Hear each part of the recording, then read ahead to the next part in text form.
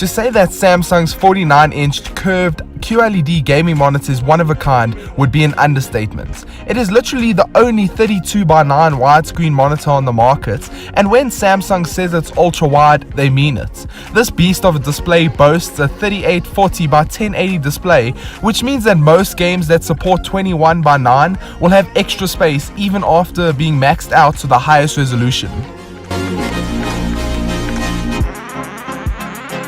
The monitor is not just a pretty face, however, as it uses the new QLED technology seen in the QLED TVs that I've covered over the past few weeks. While the backlighting is not even close to the TV standard, the monitor does a great job in bringing to life colors, brights and darks like I've never seen before.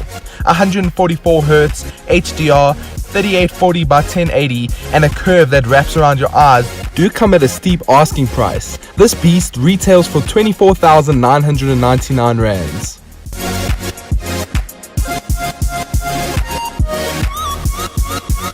You can pick up a 4K TV at the same price or even less today, which makes the QLED curved gaming monitor a hard sell. I just bought a 65-inch Q7C QLED TV and it was $29,999. While this is a fact, the tech specs of this monitor and the fact that it is built for gaming makes it any hardcore gamer's dream. Yes, it is a full HD display, which is a questionable decision on Samsung's part given their push for 4K QLEDs, but then again, it is made for that gamer who wants 144Hz refresh rates or a gorgeous HDR experience in Destiny 2 that is now more immersive than ever thanks to every corner of the massive display being filled with imagery. The only other monitor I can think that comes close to Samsung's one would be the Acer Z35 that boasts a 35-inch curved widescreen display with a 144Hz refresh rate. Again, this is not a 32:9, rather just the standard 21:9 monitor. It will also set you back 18,999 Rand, so it's kind of in the same market as Samsung's one too. Both of these monitors look awesome, but the Samsung QLED curved display takes the cake when it comes to the impact and overall design of the screen. The display is truly a vision when in use, as its giant 47-inch screen traveled across my entire table from one end to another like nothing I've ever used before. It took up the entire desk and I even had to move my PC to the floor to accommodate the display. The bezels of the side make up an extra inch or so, giving the screen more needed space than you think. The stand is also huge, which is a given as it needs to support the screen. The stand also keeps things neat thanks to its hidden compartment with all its plugs and hollow arms that lets you run all your cables down the back without them even being seen. This design is similar to the QLED TVs that is also working on making the most minimalistic cable management setup for your desk. The stand also works as a lift as you can move the screen up and down quite smoothly as if it were a hydraulic machine. It also rotates at a 45-degree angle up and down to suit all setups.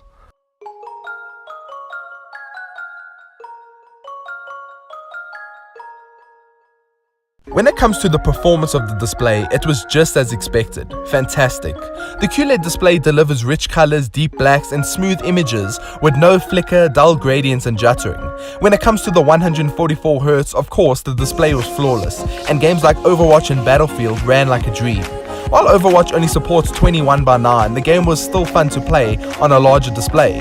Where the screen really shines the most is when games that fully support 32:9 are played. Destiny 2 is a perfect example of this, as the game wrapped around my eyes as every corner of the screen was used. While the sides are a little blurred out, this is done just to create greater immersion in the game. When the game supports the full display, the edges are used to extend the game to its fullest, and Destiny 2 being an FPS was a great game to test out. Your eyes are drawn to the middle of the screen and the sides are in view at all times too. It is a remarkable use of screen space, one of which I hope more games support in the future. With all these features, there are some decisions you'll have to make when it comes to connectivity. The QLED monitor has a DisplayPort and 2 HDMI slots, so what you want to use is really up to you.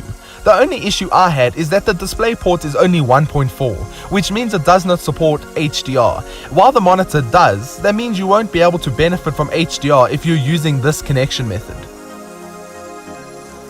In the end, the 49-inch QLED monitor is no doubt one of the best displays on the market. It does come at a pretty steep price tag, and the support for 32:9 is a bit limited at the moment to a few games, but I'm sure the list will grow over time. You'll need a powerful graphics card to hit the highest settings here, as even my 980 Ti struggled to keep 120 frames per second at 3840 by 1080 on Destiny 2. It capped at 60 frames per second with no problem though. As for working on it, my production level at least doubled, as I was able to have open 4 windows at the same time. And for those who think your neck gets sore while using it, it does not. You use your eyes to look around, not your neck.